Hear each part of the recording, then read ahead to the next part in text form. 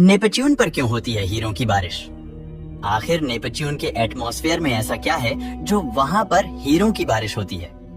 हमारे solar system में इस वक्त 8 प्लेनेट है, जिनमें से प्लेनेट नेपच्यून हमारे सोलर सिस्टम का सबसे आखिरी वाला प्लेनेट है।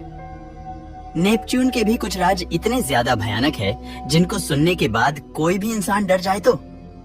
जी हाँ दोस्तों, आज की इस वीडियो में प्लेनेट नेपच्यून के बारे में जानेंगे। दोस्तों, जैसे कि हम जानते हैं कि नेपच्यून हमारे सोलर सिस्टम का सबसे आखिरी प्लेनेट है, जो कि सूर्य से 5 बिलियन यानी 5 अरब किलोमीटर की दूरी पर है। और ये इतना ज्यादा है कि अगर एक स्पेसक्राफ्ट को पृथ्वी से नेपच्यून पर भेजा जाए तो स्पेसक्राफ्ट को नेपच्यून तक पहुंचने में पूरे 12 साल लग जाएंगे। यानी मान लो कि आप नेपच्यून पर जाना चाहेंगे और आपकी उम्र अभी सिर्फ 20 साल है, तो जब तक आप नेपच्यून पर पहुंचोगे तो आपकी उम्र 32 साल हो चुकी होगी। और फिर अगर आप नेपच्यून का राउंड काटकर पृथ्वी पर वापस आओगे तो आपको 12 साल और लग जाएंगे, यानी आपकी उम्र पूरे 44 साल हो जाएगी। तो दोस्तों, वैसे तो आज तक नेपच्यून पर कोई नहीं गया, लेकिन नासा का एक स्पेसक्राफ्ट जिसका नाम वॉयेजर 2 था, वो पहला ऐसा स्पेसक्राफ्ट था जो नेपच्यून तक पहुंच गया था। वॉयेजर 2 1989 में नेपच्यून के सबसे करीब जाने वाला पहला स्पेसक्राफ्ट था और उसको नेपच्यून तक पहुंचने में पूरे 12 साल लग गए थे। वॉयेजर 2 नेपच्यून के आसपास पूरे 4 महीने तक उड़ता रहा और इन 4 महीनों में उसने नेपच्यून की बहुत सारी इंफॉर्मेशन कलेक्ट की। जैसे कि दोस्तों, सैटर्न और यूरेनस की तरह नेपच्यून के इर्द गिर्द भी 5 रिंग्स है जो कि बहुत ज्यादा धुंधली दिखाई देती है। हमारी पृथ्वी का सिर्फ एक चांद है, लेकिन नेपच्यून के पूरे 14 चांद है, जिनमें से कुछ चांद बर्फ के बने हुए हैं और उनमें से जो सबसे अजीब चांद है वो ट्राइटन है। दोस्तों, ट्राइटन नेपच्यून का सबसे बड़ा चांद है जो कि किसी मिस्ट्री से कम नहीं है। ट्राइटन नेपच्यून का अकेला ऐसा चांद है जो कि रेट्रोग्रेड ऑर्बिट में मूव करता है, यानी जिस डायरेक्शन में नेपच्यून मूव करता है, ट्राइटन उसकी उल्टी डायरेक्शन में मूव करता है, जिसे रेट्रोग्रेड ऑर्बिट कहा जाता है। और दोस्तों, ऐसा माना जाता है कि ट्राइटन हमारे सोलर सिस्टम की सबसे ठंडी जगह है।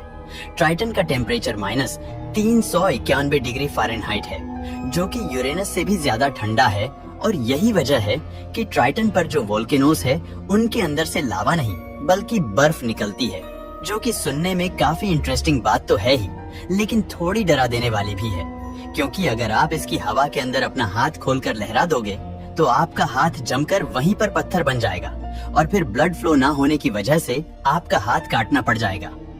दोस्तों, जैसे कि हम जानते हैं कि नेपच्यून सबसे आखिरी वाला प्लेनेट है, तो यही वजह है कि नेपच्यून को सूरज के एक चक्कर लगाने में पूरे 165 साल लग जाते हैं और नेपच्यून पर एक मौसम पूरे 41 साल का होता है और नेपच्यून सूरज से सबसे ज्यादा दूर है। तो यही वजह है कि नेपच्यून पर सूरज की रोशनी बहुत ही कम पहुंचती है। यानी ऐसा समझ लो कि नेपच्यून एक अंधेरी घाटी है जहां रोशनी ना होने के बराबर है।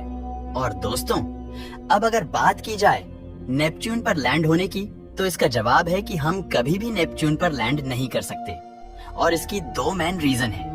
पहली रीजन ये है कि नेपच्यून एक गैस प्लेनेट है और दूसरी रीजन ये है कि नेपच्यून पर हमारे सोलर सिस्टम के सबसे बड़े तूफान आते हैं, जो कि कुछ हफ्तों से लेकर कई सौ सालों तक रहते हैं। अब अगर हम डिस्कस करें पहली रीजन की गैस प्लेनेट की, तो दोस्तों, गैस प्लेनेट पर लैंड करने के लिए कोई भी प्रॉपर सरफेस नहीं होती।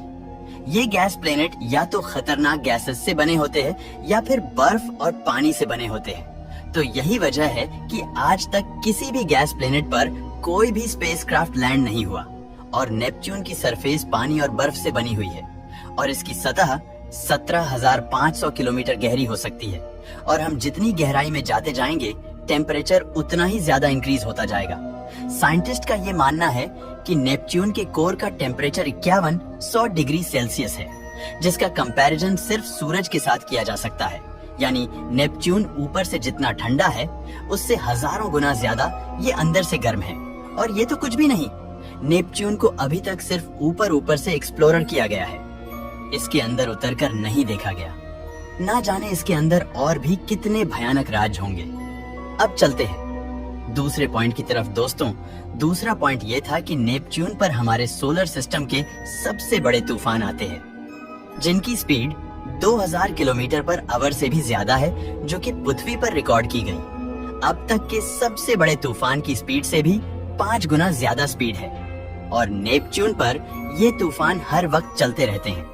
और दोस्तों, जैसे कि जुपिटर पर एक ग्रेट रेड स्पॉट है, वैसे ही नेपच्यून पर भी एक स्पॉट है जिसका नाम था ग्रेट डार्क स्पॉट है। साइंटिस्ट का ये मानना है कि the great dark spot Neptune पर चलने वाले सबसे बड़े तूफान हैं, जिनकी स्पीड अब तक रिकॉर्ड होने वाले सब तूफानों की स्पीड से ज्यादा है। और दोस्तों, ये स्पॉट कोई छोटा मोटा स्पॉट नहीं है, बल्कि ये इतना बड़ा है कि इसके अंदर हमारी पूरी पृथ्वी फिट आ सकती है। और दोस्तों, इसी के साथ हमारा दूसरा पॉइंट भी क्लियर होता है। यही 2 मेन रीजन है जिनकी वजह से नेपच्यून पर कभी भी लैंड नहीं किया जा सकता। और दोस्तों, अब बात कर लेते हैं नेपच्यून के साइज की। दोस्तों, नेपच्यून का साइज लगभग यूरेनस के ही जितना है, जिसकी वजह से नेपच्यून हमारे सोलर सिस्टम का चौथा सबसे बड़ा प्लेनेट है। दोस्तों, नेपच्यून के अंदर भी हमारी पृथ्वी जीतने 50 से ज्यादा ग्रह आ सकते हैं। और दोस्तों, अब अगर बात की जाए नेपच्यून के कलर की, तो नेपच्यून का कलर ब्लू है।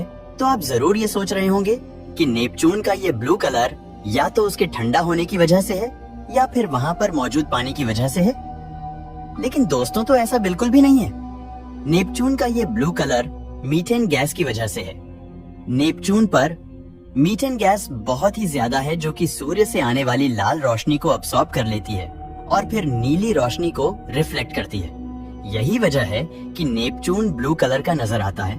और दोस्तों, जैसे कि यूरेनस पर हीरों की बारिश होती है, ठीक वैसे ही नेपच्यून पर भी हीरो की बारिश होती है, क्योंकि नेपच्यून के अंदर भी हाई प्रेशर पाया जाता है, जिसकी वजह मीथेन अणु टूट जाते हैं, जिससे कार्बन परमाणुओं का क्रिस्टलीकरण होता है और हीरा बनता है। दोस्तों, आपको नेपच्यून का सफर कैसा लगा?